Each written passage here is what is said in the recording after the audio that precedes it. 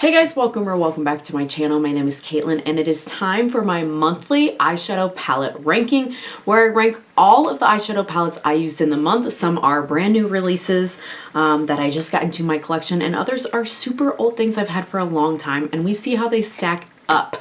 If that sounds good to you, keep on watching. Before we get too far into the video, if you have not already, I would love it if you consider subscribing. I upload videos twice a week. It is totally free to subscribe, and I would love to have you back again on the channel in the future for all things makeup. So I only had 9 palettes this month that I used, which I feel like is low for me, but it's been super busy at work and I'm finding myself just doing a lot of 2 to 3 shadow looks like what I'm wearing today with single shadows, just to be like 1, 2, done, go, because it's just like how it's been with work. I haven't had a lot of free time or creativity time, and I don't rank singles in this particular video series, but it did still fit 9, and so we're gonna rank those. And number 9 from Colourpop is the Pokemon collab.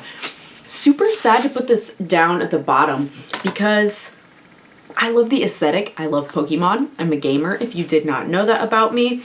And the aesthetic, the packaging, all of that is a 10 out of 10. The quality is what's getting it here in the bottom for me. When I used this, it was giving Morphe. That's the quality, like 2016 Morphe quality. The shimmers, not spectacular. The mattes, fine. Like, just not anything to write home about when it came to the quality. Usable, still will keep, will definitely put it in rotation and use again.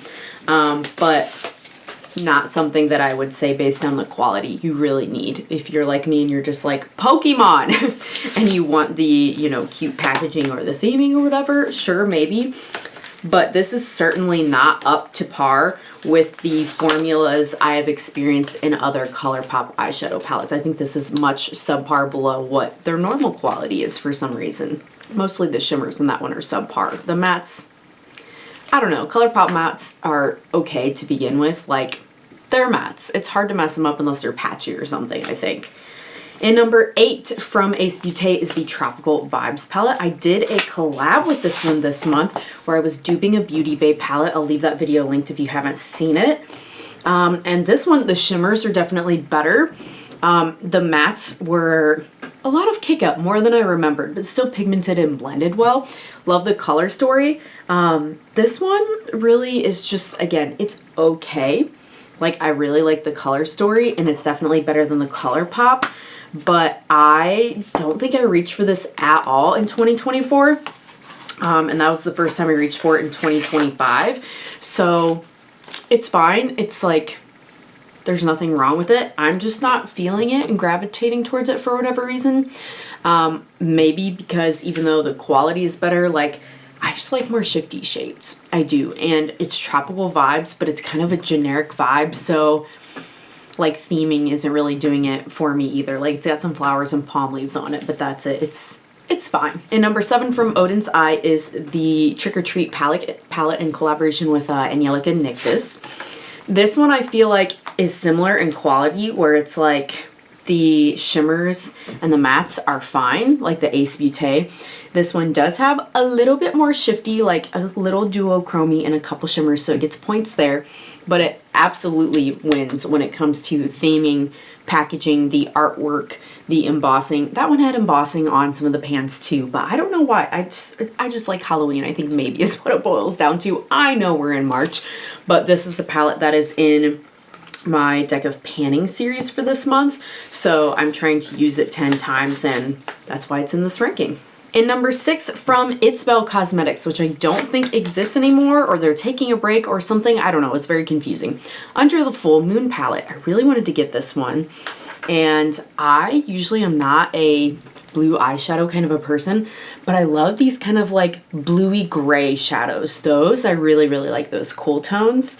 So like gray dust. Ooh, I love those. And this Full Moon shade is kind of bluey, but it's also kind of silver. So it's kind of like shifts between the two. And it has that kind of like putty, squishy textured shimmer, which I really personally like.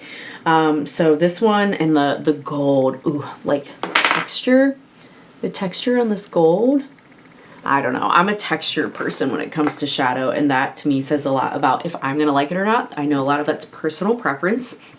I think the only reason this one didn't get ranked higher is because I did feel like you pretty much are going like more blue or like maybe gold, yellow, you know, there's like not a ton of versatility in this one, which is fine, but it's like a two-trick pony. I won't call it a one-trick pony quite, but that's what kept it from going any higher for me. And number 5 from Fantasy Cosmetica is the Sorcerer palette. I finally rounded out my collection of these, and a lot of these are ones I bought in 2024 that I'm trying to finish using and get my thoughts about, because even though it is March, almost April, I'm still trying to rank all of the palettes I used in 2024. I just had a lot in the pile of shame, so that's bad on me for getting behind on them.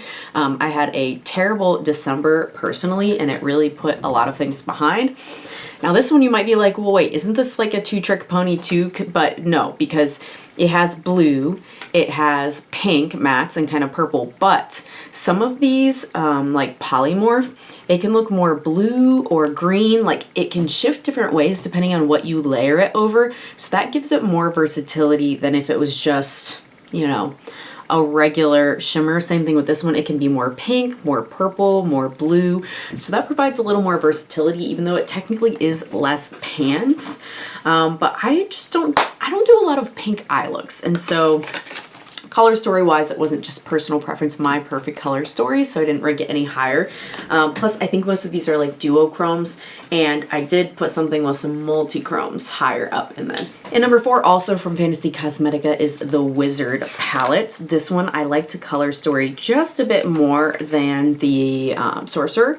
I love purple. It's one of my favorite colors of eyeshadow to wear, if you didn't know.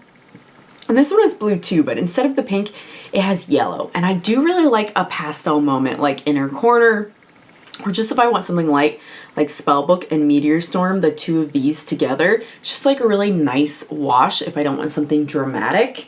And this Graviturgy is a beautiful hollow chrome. That one is chef's kiss. That set it over the edge for me on this one.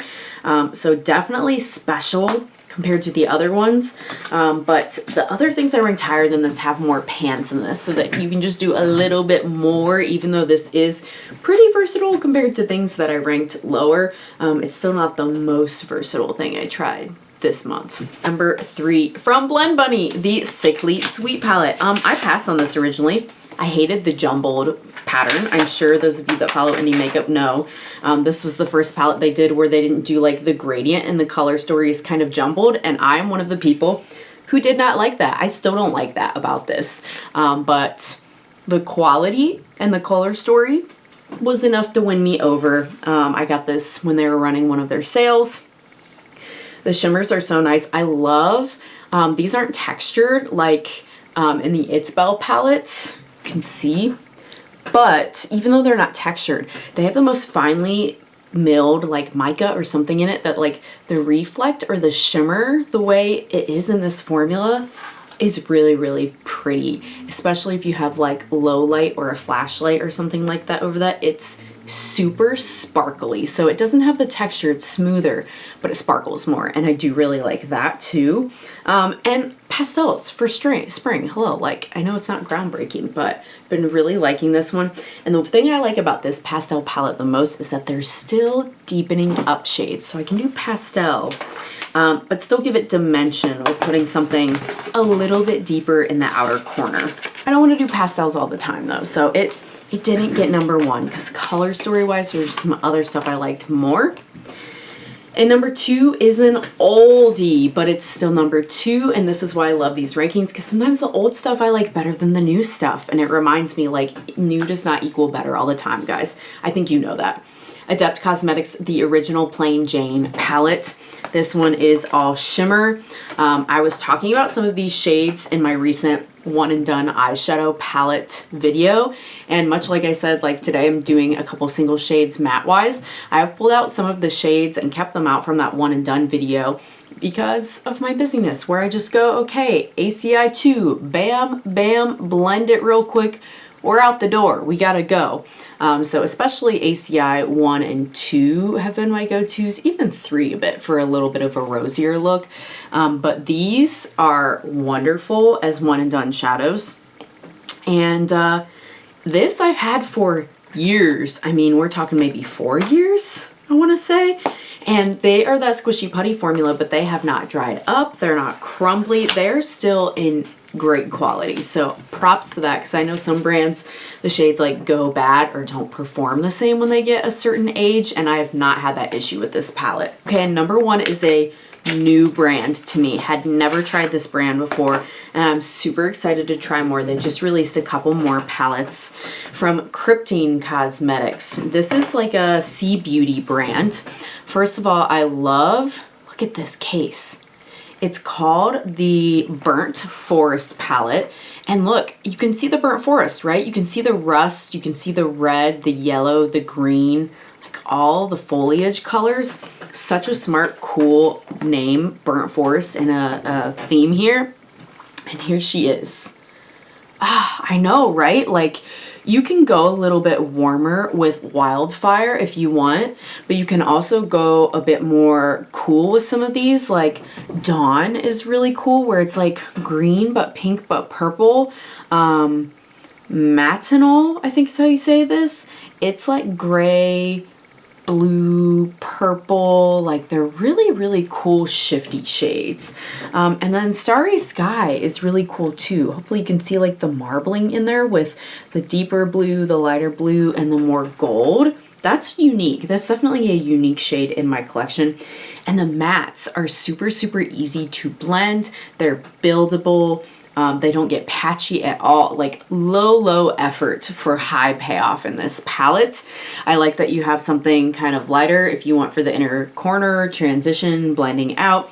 You've also got something deeper so that you can do, like, I've pretty much for the last year not been using eyeliner as a separate product. I just use like a dark, like this is a black shadow liner. I like the softer look these days. But yeah, this has so many cool different ways you could go. You could go neutral, blue, red, green, more purpley, depending on how you layer things. And you've got colorful green mattes, you've got neutral browns. Like, it's just a cool concept and color story, cool packaging, good quality.